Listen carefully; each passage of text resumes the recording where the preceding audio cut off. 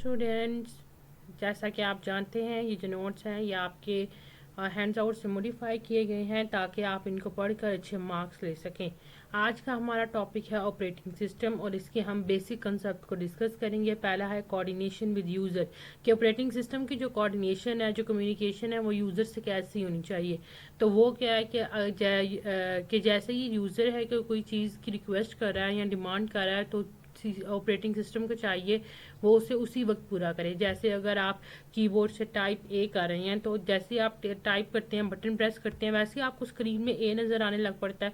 तो इसको क्या यही है कि जैसे ही यूज़र किसी चीज़ की रिक्वेस्ट करे तो वो उसको सामने शो हो जाए। ठीक है, अगला है आपके पास printing record of all the students के। उसमें है जिस तरह आप क्या करते हैं कि जितने भी स्टूडेंट्स हैं उनका रिकॉर्ड रख रहे हैं वर्ड प्रोसेसिंग के अंदर। ठीक है, तो इसमें आप क्या करते हैं, कोई भी करैक्टर टाइप करते हैं तो आपको सामने नज़र आ रहा होता है execution of under a deadline के। जो आपको एक डेडलाइन दी हुई है गई ऑपरेटिंग सिस्टम को, वो उसके अंदर अंदर कोई भी जो उसको टास्क दिया हो उसको परफॉर्म कर ले। आगे है real time processing. Real time processing होती है कि ऐसा सिस्टम जो यानी कि रियलिटी में रहते हुए डिसीजन ले और उसको कंप्लीट करे। जैसे अगर कोई मिसाइल है, ठीक है, मिसाइल ने क्या करना है कि देखना है कि अगर उससे कोई और नज़र आ रहा है, वहाँ से कोई भी रॉकेट नज़र आ रहा है तो उसको 0.5 सेकंड के अंदर अंदर रिप्लाई करना है। तो ये क्या है कि उसी वक्त वो देखे और उसको रिप्लाई करे। जैसे अगर एक्सीडेंट है तो एक्सीडेंट हो गया है तो एयर बैग्स जो हैं वो कितने मिनट में, जैसे 0.05 सेकंड्स के अंदर उसको खुलना है। यानी कि अगर रियल लाइफ में उस कंप्यूटर ने जो डिसीजन खुद लेने होते हैं, खुद काम करना होता है, सिचुएशन को देख के, उसको हम क्या कहते हैं, real time processing. Interactive system and real time processing. Interactive system यही है कि जैसे ही जो है सिस्टम किसी भी चीज़ का आपसे डिमांड कर रहा है तो आप उसी वक्त उसको फिल कर दें। ठीक है, ईच मशीन है to serve more than one user at remote terminal.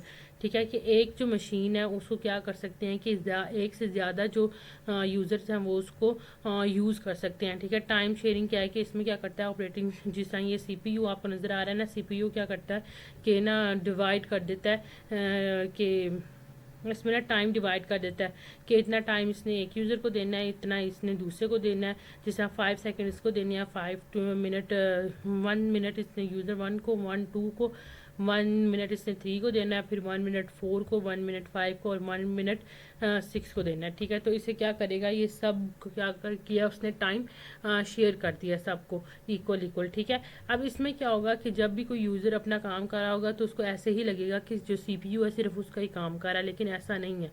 वो क्या कर रहा है कि एट अ सेम टाइम उसने क्या किया हुआ है, और भी वो काम प्रोसेस कर रहा है, लेकिन उसने क्या किया हुआ है, जो टाइम है वो सबको आपस में इक्वल डिवाइड कर दिया। मल्टी प्रोग्रामिंग क्या होती है कि मल्टी प्रोग्रामिंग क्या होता है कि एक टाइम पे आप एक से ज़्यादा काम कर रहे हैं। ठीक है, जैसे आप एक टाइम पे, जैसा फॉर एग्जांपल आप बोल भी रहे हैं, आप लिख भी रहे हैं, आप सुन भी रहे हैं, तो ये सारा क्या है कि ये 3 काम आप अगर एक टाइम कर रहे हैं इसको हम क्या कहेंगे, मल्टीटास्किंग कहेंगे। ठीक है, और multitasking use to in single user and multiple user. और मल्टी प्रोग्रामिंग क्या होता है, one way of implementing time sharing small time interval each of is equal for such small, कि आप क्या करें कि हर एक जो आपके पास टर्मिनल है या एक आपके पास टास्क है उसको आप क्या करें, एक टाइम स्मॉल इंटरवल असाइन कर दें। ठीक है, कि इतना जो टाइम है वो इस प्रोसेस के लिए है, इतना टाइम इसके लिए, इतना टाइम इसके लिए। ठीक है, उसे हम क्या कहेंगे, मल्टी प्रोग्रामिंग। और मल्टीटास्किंग क्या है कि एक वक्त में आप क्या कर सकते हैं, एक से ज़्यादा टास्क को परफॉर्म कर सकते हैं। नेक्स्ट है आपका मॉड्यूल 47। मॉड्यूल 47 आपका कॉन्सेप्ट 2 है, इसमें बेसिक कॉन्सेप्ट का।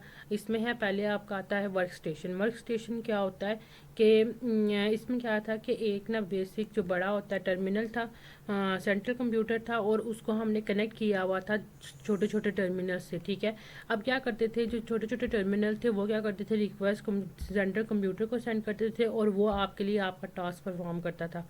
ठीक है, इससे क्या था कि जो ऑपरेटर, जो कंप्यूटर ऑपरेटर एक बीच में काम कर रहा था उसकी ज़रूरत ख़त्म हो गई थी। अब ये जो चीज़ एनहेंसमेंट आई है, इसके साथ साथ कंप्यूटर को क्या करना पड़ता था कि जो मैच स्टोरेज पे फाइल्स फाइल्स जो इतनी ढेर सारी स्टोर हुई हैं उनको उसको मैनेज करना पड़ता था, साथ जो टाइम है उसको भी उसने मैनेज करना है, जो सारी जो उसने टास्क देना है, ठीक है। ये लिखा हुआ है यहाँ पे, date according time sharing maintain program and data file in the machine match storage and respond directly to request from the user. और उसने क्या करना है, जैसे यूज़र ने उसको रिक्वेस्ट करनी है उसने उसका रिप्लाई भी करना है, ठीक है। तो आगे क्या एवेल्यूएशन आई इसमें क्या था कि अब उसने जो लोड उस पर आया उसको कैसे वो काम कर रहा था कि उसमें क्या करते थे कि मल्टीपल आपके प्रोसेसर उसमें लगा दिए गए थे, जिसमें 4 से 5 प्रोसेसर। अब उन प्रोसेसर में क्या करता था लोड, जो ये और ऑपरेटिंग सिस्टम है वो क्या करता है कि हर एक प्रोसेसर को एक काम दे देता है, ठीक है। जैसे अगर हम फॉर एग्जांपल अगर हम कुकिंग कर रहे हैं तो हम एक को कहते हैं कि जी आप चॉपिंग कर लें, एक को कहते हैं आप मीट धो लें, और दूसरे को हम कहेंगे जी आप बर्तन साफ़ कर लें, ठीक है। तीसरे को हम कहेंगे कि वो भी अगर चॉपिंग में हेल्प कर सकता है तो वो चाहे वो चॉपिंग पे हेल्प कर दे। तीसरे को हम चौथे को कहेंगे आप जी मसाला तैयार कर लें।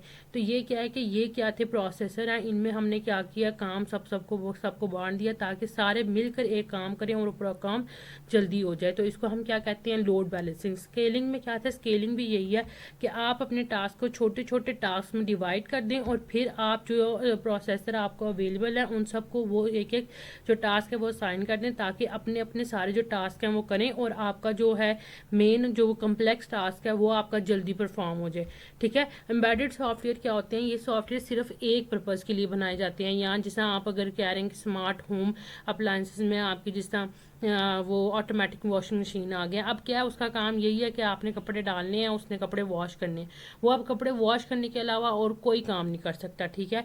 इसी तरह अगर आप किसी और जिस तरह गाड़ी की एग्जांपल दे लें, अब जो व्हीकल है इलेक्ट्रॉनिक, तो उसमें क्या है कि उसका काम सिर्फ क्या है कि उसमें आपने जब उसको स्टार्ट करना है तो उसने चलना है और जब उसने आपने उसको ऑफ करना है उसने ऑफ हो जाना है, इससे कोई और काम नहीं करते। यानी कि इस पर एम्बेड कर दिया गया है सॉफ्टवेयर कि इसने यही काम करना है, इसके अलावा वो कोई दूसरा काम नहीं कर सकता।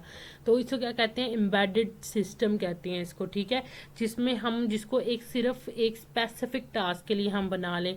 जैसे मेडिकल डिवाइसेज हैं, अगर आप मेडिकल डिवाइसेज में एग्जांपल ले लें आप कि अगर आप उसकी मशीन की, अगर आप ब्लड प्रेशर चेक करने की मशीन की एग्जांपल ले लें तो उसने ब्लड प्रेशर ही चेक करना है, वो शुगर चेक करके नहीं देगा आपको, ठीक है। तो ये नीचे एग्जांपल्स कुछ दी हुई हैं जिसमें आपको एम्बेडेड सिस्टम की एग्जांपल्स हैं। आगे हम चलते हैं नेक्स्ट मॉड्यूल पे। नेक्स्ट मॉड्यूल है आपका मॉड्यूल 48। इसमें हमने क्या करना है, सॉफ्टवेयर की हमने डिफरेंट टाइप्स को पढ़ना है, ठीक है। इसमें आपके पास दो टाइप्स होती हैं, एक एप्लीकेशन सॉफ्टवेयर, एक सिस्टम सॉफ्टवेयर। एप्लीकेशन सॉफ्टवेयर वो है कि जो यूज़र अपनी नीड के मुताबिक, अपनी ज़रूरत के मुताबिक कंप्यूटर में इंस्टॉल करता है। जैसे गेम हो गया, वर्ड प्रोसेसर हो गया, एक्सेल हो गया, ठीक है। ये सारे क्या हैं कि हम खुद इंस्टॉल करते हैं, हमें जो जिस चीज़ ज़रूरत है, जिस सॉफ्टवेयर की हम ज़रूरत है उसे हम खुद इसमें इंस्टॉल करते हैं, ठीक है। उसके साथ क्या है कि सिस्टम सॉफ्टवेयर कौन से होते हैं कि जिस तरह आपके पास ऑपरेटिंग सिस्टम है। ऑपरेटिंग सिस्टम क्या है कि जो कंप्यूटर में इसके लिए मस्ट है, इसके बिना आप अपने कंप्यूटर को रन नहीं कर सकते, उसको हम क्या कहते हैं, सिस्टम सॉफ्टवेयर कहते हैं, ठीक है। अब इसमें आगे हम पढ़ते हैं, in contrast to application system software perform those tasks that are common to computer in general sense. The system software provide the infrastructure and और सिस्टम सॉफ्टवेयर अगर नहीं होगा तो आप एप्लीकेशन सॉफ्टवेयर भी रन नहीं कर सकेंगे, ठीक है।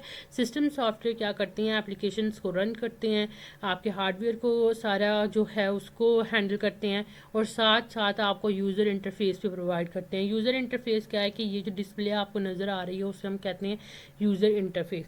अच्छा, नेक्स्ट आपको एक और टाइप है जो है यूटिलिटी सॉफ्टवेयर। यूटिलिटी सॉफ्टवेयर भी आपकी सिस्टम सॉफ्टवेयर के अंदर आती है, ठीक है।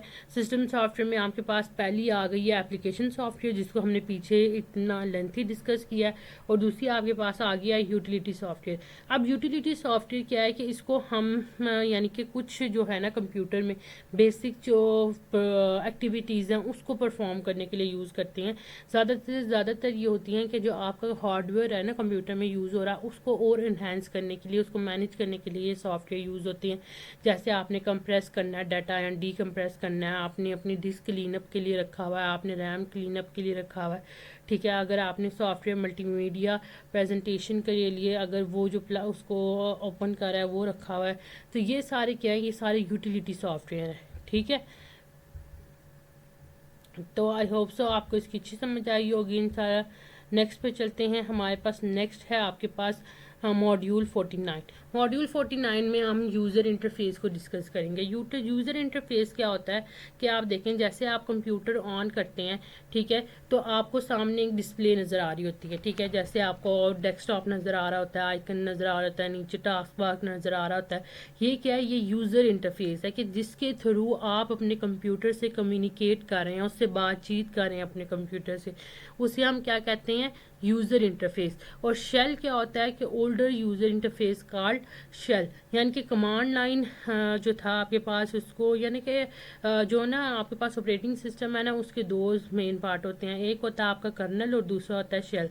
कर्नल क्या है कि जो बेसिक बाकी जो ऑपरेटर हैं, जिस तरह आपका हो गया, आपने हार्डवेयर मैनेज करना है, सॉफ्टवेयर मैनेज करना है, उसको मैनेज करने के लिए आपका कर्नल यूज़ होता है। और अगर आपने यूज़र इंटरफेस प्रोवाइड करना है तो उसके लिए आपका ये शेल यूज़ होता है, ठीक है। ग्राफिकल यूज़र इंटरफेस कौन से होते हैं कि जिसमें आपके ग्राफिक्स ऐड हो, जिसमें आपके पास आइकन हो, बटन हो, मेन्यू हो, ठीक है, फोल्डर्स भी होते हैं इसके अंदर, फाइल्स भी होती हैं इसके अंदर। इसको हम क्या कहते हैं? ये क्या है? GUI, graphical user interface. के ग्राफ यूज़र जो है वो कंप्यूटर से कम्युनिकेट कर रहे हैं, किसके थ्रू? पिक्चर्स के थ्रू, ठीक है। इसमें आपने सिर्फ क्लिक करना होता है और वो चीज़ आप एक्सेस कर लेते हैं। तो इसको अगर हम दूसरी जगह पे, दूसरी साइड पे जाएं, तो एक आपके पास कमांड लाइन इंटरफेस भी होता है। उसमें क्या है कि आपने उसको हर एक चीज़, हर फंक्शन परफॉर्म करने के लिए आपने उसको लिख के बताना है कि जी ये मेरा टास्क है और ये मुझे परफॉर्म करके दो।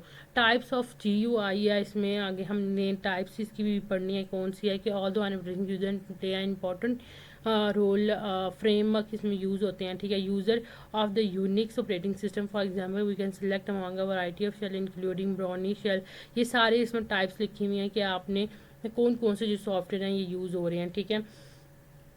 ये मैंने आपको बताया कि the earliest version of the Microsoft Word were GUI application program that could be loaded from the MS DOS operating system command shell. के जो पहले था, जो आपके पास बिल्कुल अर्लीस्ट वर्जन था आपके पास माइक्रोसॉफ्ट वर्ड का, वो क्या था? कमांड लाइन इंटरफेस था, ठीक है। कमांड लाइन इंटरफेस मैंने आपको बताया। कमांड शेल क्या होती है कि जो पुराना वर्जन था, जिसमें आप क्या करते थे कि लिख के आप सारा अपने यूज़र को बताते थे, अपने इसको सिस्टम को बताते थे कि उसने करना क्या है, ठीक है। तो इसमें है, नेक्स्ट है आपका विंडो मैनेजर। विंडो मैनेजर क्या है कि ये एक बहुत इंपॉर्टेंट कंपोनेंट है आपका GUI शेल का, ठीक है। Which allocates block of space on the screen है called window and keeps track of which application with each window.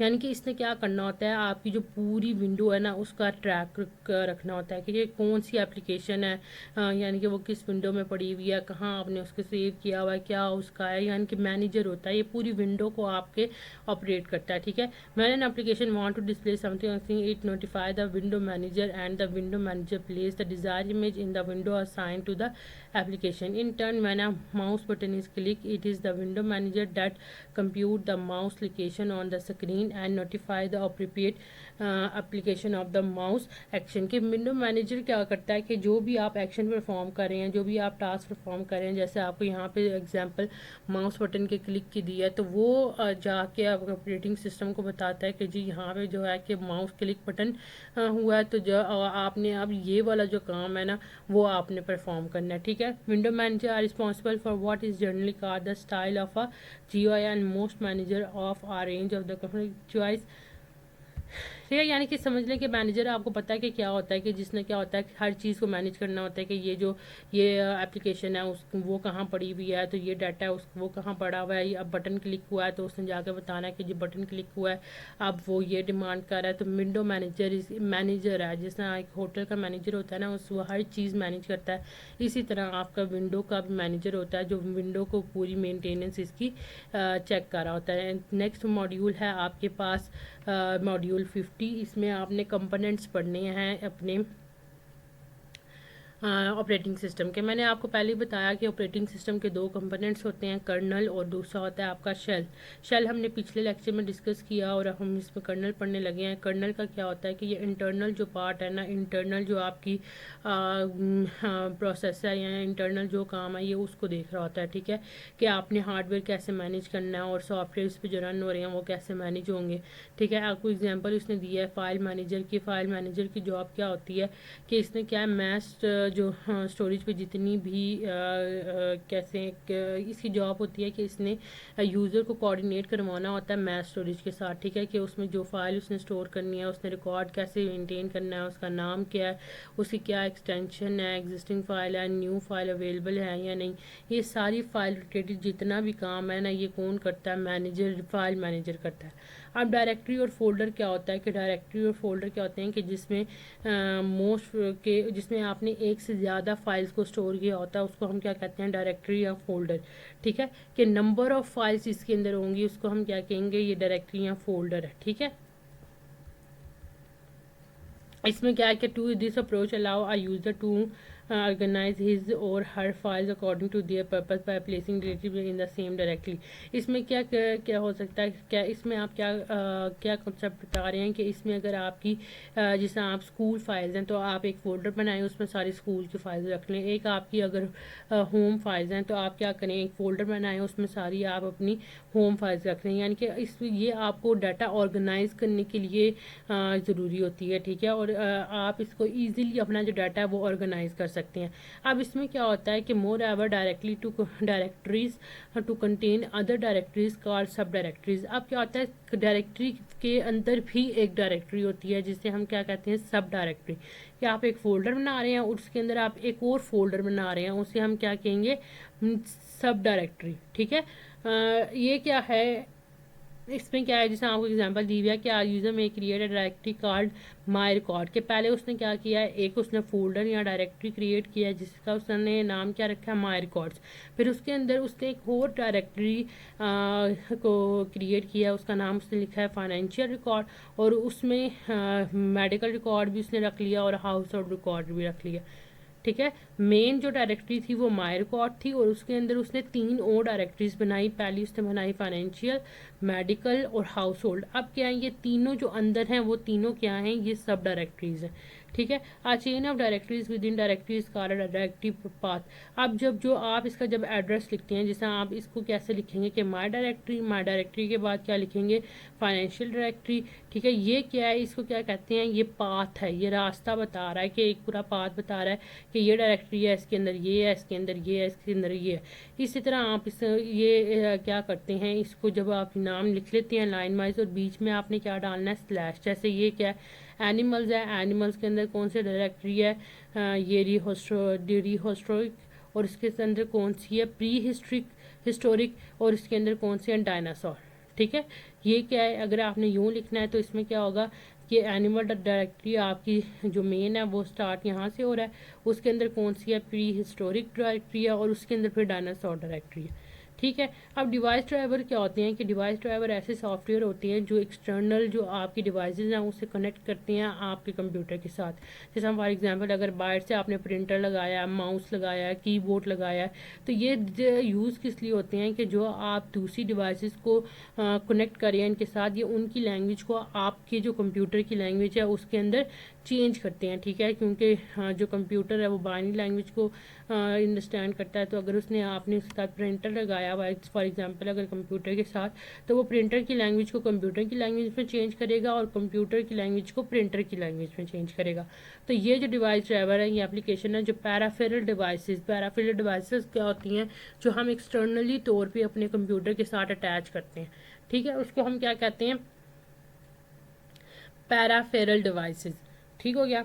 Next है आपका memory manager. Still another component of formatting kernel is the memory manager. एक और आपको component हम discuss कर रहे हैं, वो क्या आपके पास? Memory manager, which is charge with the task of coordinating the machine use of main memory. Such duties are minimal in an environment in which computer is asked to perform only one task at the.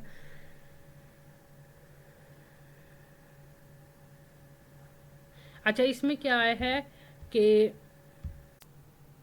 अच्छा, जो आपके पास memory manager है, आपको नाम से पता चल रहा है कि जो मेमोरी मैनेजर किस लिए यूज़ होता है कि जितनी भी आप जो कंप्यूटर में मेमोरी है, जो हार्ड डिस्क है, ये उसको मैनेज करता है, ठीक है। उसमें कौन सा प्रोग्राम है सेव हुआ हुआ है, कहाँ सेव हुआ हुआ है, कौन सा प्रोग्राम लेके आना है, कौन सा सेंड करना है, ये सारा जो है मेमोरी मैनेजर इसको हैंडल करता है, ठीक है। पेजिंग क्या है कि पेजिंग में क्या होता है कि अगर आपके पास जैसा कोई जैसे आपका सॉफ्टवेयर है, ठीक है, वो अब उसकी जो है वो 8 GB आपसे डिमांड कर रहा है, तो आपके पास है 4 GB। तो इससे क्या करेगा, ये क्या करता है कि इसको आपकी जो है रैम और मेन मेमोरी इन दोनों के सामने क्या करता है, स्विच कर देता है। ठीक है, कभी आगे पीछे करेगा। जिससे अगर आप कह रहे हैं कि आपने क्या करना है कि एक बहुत हैवी वेबसाइट है, आपने उसको करना है, ठीक है, वो क्या करेगा कि वेबसाइट का जो हिस्सा आप अभी यूज़ कर रहे हैं उसको रैम पे रख देगा, जो यूज़ आप नहीं करे उसको हार्ड डिस्क पे रहने देगा। ठीक है, जब आप वो हिस्सा यूज़ कर लेंगे, अब आप अगर वो यूज़ करना चाह रहे हैं जो हार्ड डिस्क पे पड़ा हुआ, ठीक है, तो वो वहाँ से उसको उठा के